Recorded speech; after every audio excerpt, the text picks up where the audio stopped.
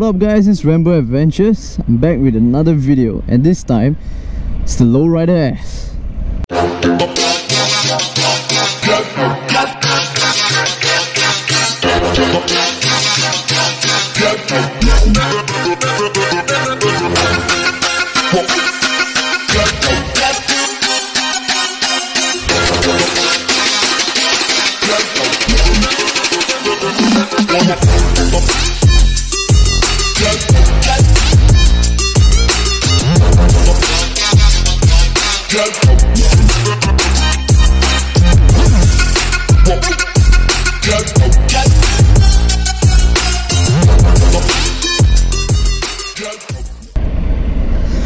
Alright, so you've seen the cinematic shot, and put in the comments what you guys think.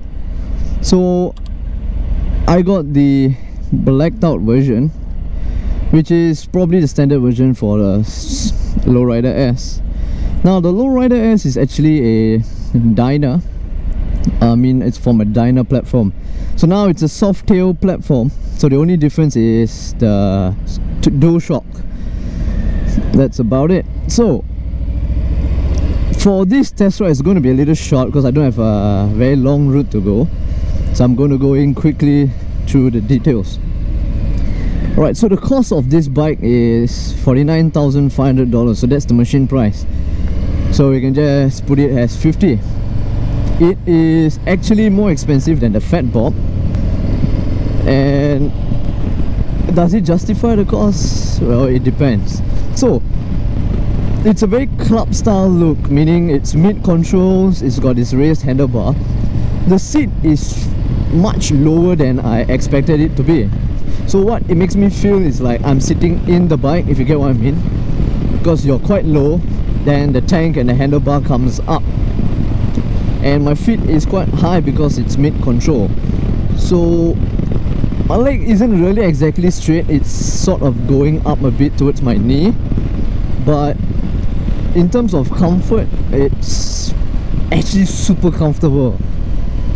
Yeah, I love the sitting posture. Although I'm not a great fan of mids, for this bike I actually love the way the mid controls are. So the handlebars are much shorter than most of Harleys, most of the other Harleys, like the Softail Slim, the Fat Bob. And I actually love how it is. You can you probably can't flip the mirrors. It goes in really close to the tank. So this front headlight cowling isn't really there to block off the rain. It doesn't do much actually. It's more of an aesthetic choice. And if you look at the tank, you will see two fuel caps. One is a fake cap, you can just take it out, and the other is the actual fuel cap, which is on my right. Now for fuel gauge, RPM, speedometer, it's on the middle down here. Okay, so talking about this, it's nice to have it in the middle, especially this dual gauge. It actually looks pretty cool. Your RPM is here, very analog, very classic. You got your speed, still retaining that classic look, and you have your LCD screen inside here. For most of the bikes, they combine both, so your RPM is actually here. So this is just an extra gauge. Now the issue with this type of gauges when Harley Davidson does is when you ride, you're looking straight, but you have to look down to see the speed. So that split second when you're looking down, I find it quite dangerous having this speedometer right on the tank. So this is one thing I'm always never comfortable with. I always prefer it to be on the handlebar. This way you only need to move your eye line down to have a look at it, instead of like bringing your whole head down. I've seen people get accident because they are looking down. So this is one thing that it's a personal issue that I don't like. Okay, another thing that I do not like is the tail light. The tail light is fine, but because of the way it's designed, the license plate is going to be up. So it's kind of weird. Okay, so it's mid control. So it has the same issue with all mid control bikes. When you try to kick out the stand, you're going to hit into the pack, so you gotta like, you know, push it out and then use your toe to push, or use your toe to pull back. It's just a little bit annoying, but that's the issue with mid controls. Forward controls, you have full access to your side stand.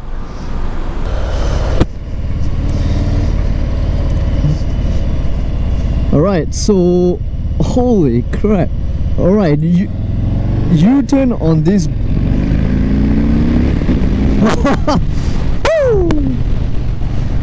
Wow, okay, the handling on this bike is great. You've got full control. These mid controls really give you a good sense of yeah, it's a really good sense of control on this bike. It's got extremely good pull on the engine. Although it's the same engine as the one I'm riding, or most of the Harleys, it's, I don't know, it just feels like it's performing better on this bike.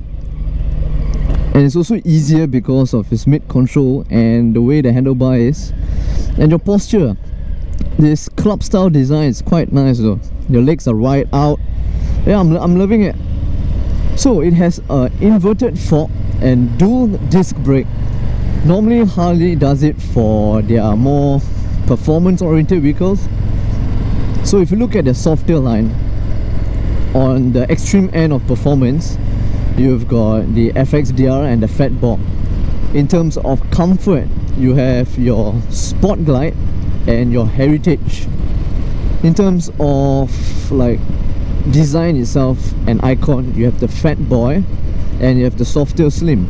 Okay, so the Street Bob and this Lowrider S are bikes where I'll classify as it's a jack of all trades but a master of none. Especially the Lowrider S.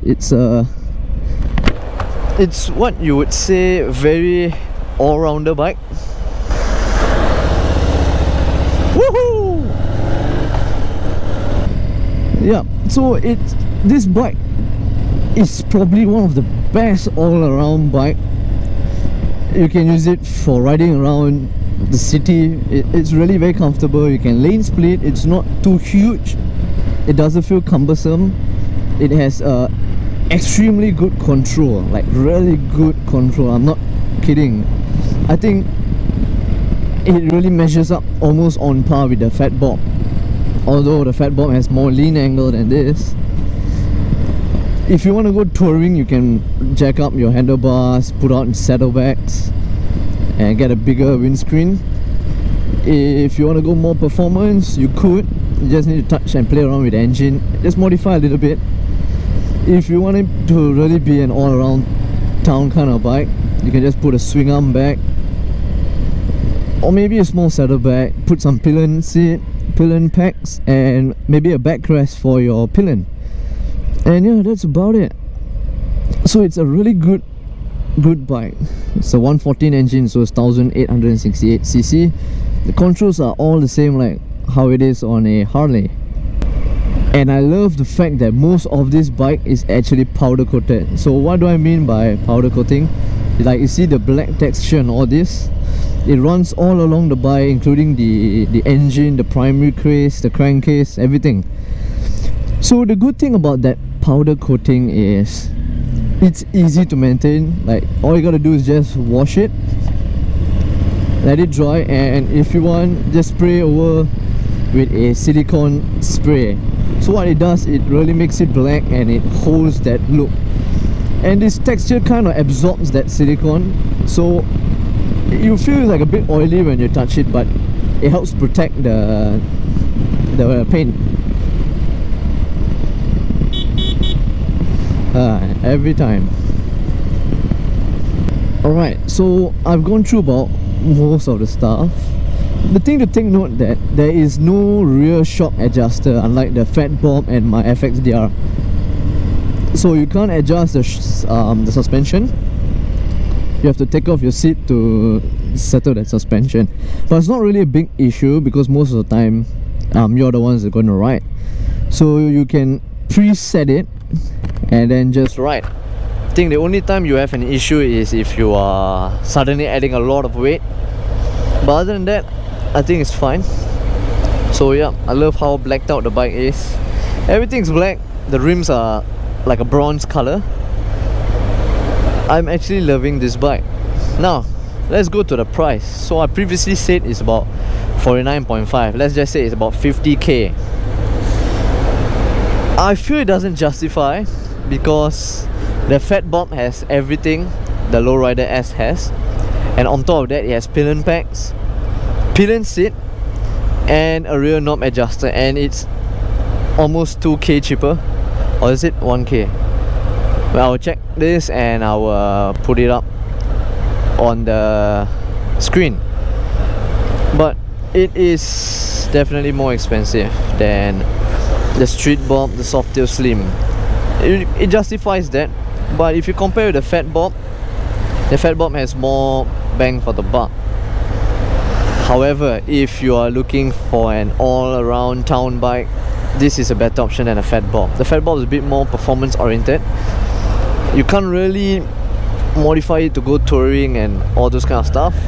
The Lowrider, definitely you can change it to however you want. It has that potential. I love how easy it is to turn on this bike. Wow. Yep.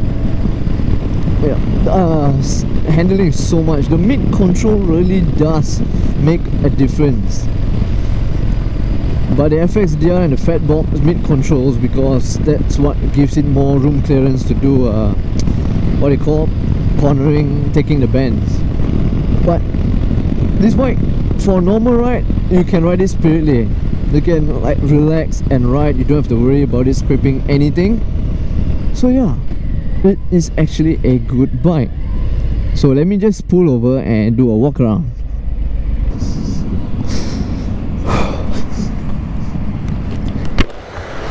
Okay, don't mind the plates. I'm riding on a trade plate, so I know it's hideous.